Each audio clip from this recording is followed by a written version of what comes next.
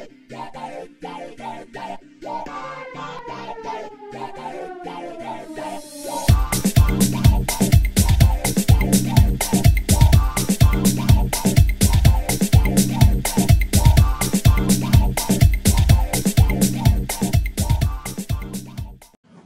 Assalamualaikum warahmatullahi wabarakatuh. Selamat siang semuanya Bapak Ibu, kembali lagi ke Aswida pada siang hari ini. Ya, mohon maaf karena kita off beberapa hari karena memang lagi Idul Adha ya. Jadi yang bagi yang kurban kemarin, semoga amal ibadahnya Bapak Ibu supaya nanti bisa mendapatkan pahala yang luar biasa ya, yang berkurban kemarin. Oke. Bapak Ibu, kita hari ini pastinya akan diskusi tentang wound ostomy continence, karena kemarin kita tentang stoma. Nah, hari ini kita akan kembali ke wound care. Halo Bu Wida, sudah sama Bu Wida Sari. Nah, hari ini topiknya sangat luar biasa, karena kerokan membawa petaka. Kerokan atau biasa disebut dengan coin rubbing ya. Jadi biasanya orang Indonesia sangat sering kerokan ya. Kalau masuk angin, dikerok gitu ya. Nah, kenapa kerokan bisa membawa petaka pada hari ini? Nah, hari ini akan didiskusikan oleh Bu Wida Sari, pastinya Bapak Ibu, karena memang orang Indonesia tuh sangat senang kerokan gitu ya, karena kalau ada pege-pege atau masuk angin, dah kerokan. Nah, kita akan diskusi kenapa sih kerokan ini bisa membawa petaka, akan diskusi sama Bu Wida Sari. Oke, Bu. Oke, thank you Pak Devi. Apa kabar semuanya Bapak Ibu sekalian? Iya betul sekali. Apalagi kalau sudah makin senior ya, sudah makin senang tuh ya, makin senang kalau misalnya dikerokin gitu ya. Jadi ceritanya kenapa kok membawa petaka? Saya langsung share aja Pak Mas Devi ya. Jadi ini saya dapat kiriman dari Mas Fadli ya. Mas Fadli adalah salah satu tim kita di Bukel Berjalan. Jadi pada saat beliau datang, ternyata lukanya itu ada jaringan nekrosis yang alasannya adalah karena kerokan. Jadi kerokannya itu terlalu hot ya. Oke, kerokannya itu terlalu hot. Sehingga menimbulkan luka. Oke. Jadi dikerok aja sekenceng-kencengnya, saking nggak kerasa gitu ya. Mungkin anginnya banyak kali gitu ya. Atau bisa juga, saya pikir ini sama juga dengan kondisi-kondisi lain, seperti kayak bekam, pijat, yang terlalu masif pada kulit yang sensitif atau kulit yang sudah menua. Ya, kebetulan pasien ini usianya 65 tahun. Yang ngerokin mungkin usianya masih sangat muda. Masih 20 tahun kali ya? Atau istri muda? Atau istri muda. Jadi hot. Sembarangan aja. Jadi hot sekali ya ngerokin. Itu dendam berarti itu ya kalau ngerokinnya kayak gitu. Jadi, ini lihat nih, posisi kerokannya itu biasanya di daerah yang tempat-tempat yang kira-kira memang kerasanya itu bakal lama. Contohnya tuh di daerah bokong tuh Pak Devi ya. Gluteal tuh di situ tuh. Jadi dikeroknya sekeras apapun nggak begitu terasa. Akhirnya lecet. Pas lecet ditutuplah dia ya, dikompres dengan salah satu salep yang cukup lama terkenal gitu ya. Terus lagi ditempel. Ngeliat nggak nih? Ada sisa-sisa balutan dan lain sebagainya ya. Mungkin ada sisa-sisa rambut juga di sini nih ya. Jadi pada tanggal 6 bulan 7 kita samperin tuh datang ke sana. Oke. Jadi kalau kita diskusi seperti ini sebetulnya kita sedang diskusi tentang jaringan nekrosis. Jadi kalau kita lihat jaringan nekrosis itu apa sih? Jaringan nekrosis adalah jaringan mati atau jaringan rusak. Jaringan ini nggak bisa lagi kita selamatkan. Jadi harus diangkat, harus dibuang. Kenapa harus dibuang? Karena dia menyebabkan luka menjadi stuck atau berhenti. Proses penyembuhan tidak akan terjadi. Biasanya tuh awal-awalnya tuh kayak lendir warna kekuningan dan lunak. Terdiri dari nanah dan fibrin yang mengandung leukosit dan bakteri.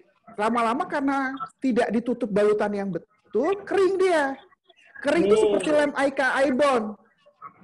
Oke, jadi nempel gitu, kuat, nggak bisa diangkat. Nah, barusan juga saya dapat WhatsApp juga nih dari guru saya, udah 2 bulan kena luka bakar di kaki, ada jaringan nekrosis, udah 2 bulan, nempel kayak lem Ibon. Nah, ya, Alhamdulillah ini keluarga karena sudah sering terpapar, jadi 1 minggu setelah pasca kerokan, ketemu jaringan nekrosis, dia langsung datang ke kita ya, tim kita datang ke sana. Yang dilakukan oleh tim adalah mencoba melakukan otolisis debris demam dulu. Soalnya kan daerahnya sulit tuh dibokong ya. Kalau misalnya langsung digunting-gunting mah repot gitu ya. Jadi kita buat otolisis debris demam. Ngapain? Bikin proses alami tubuh yang sendiri melakukan. Jadi tubuh tuh nanti akan melakukan seleksi sendiri tuh. Ngelisisin jaringan nekrosis. Dengan cara tidak agresif, artinya tidak menimbulkan perdarahan. Jadi memanfaatkan proteolitik enzim yang ada dalam sel, untuk melisiskan tadi jaringan yang tidak dibutuhkan. Tapi satu syaratnya, harus lembab. Lembab, ya, harus lembab. Jadi yang kayak tadi itu, lukanya ditutup dengan dressing yang lembab, kita pakai metcovazine salep, terus kemudian 3 hari pas dibuka, mana ya 3 hari, oke. Waduh, dia jalan-jalan nih kelihatannya. Jadi setelah 3 hari dibuka, kalau dia rendingnya itu gimana tuh Pak? Oke, tunggu sebentar ya.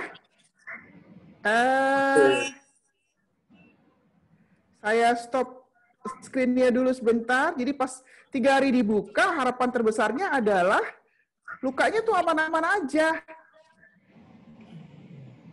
Makin lama makin bagus.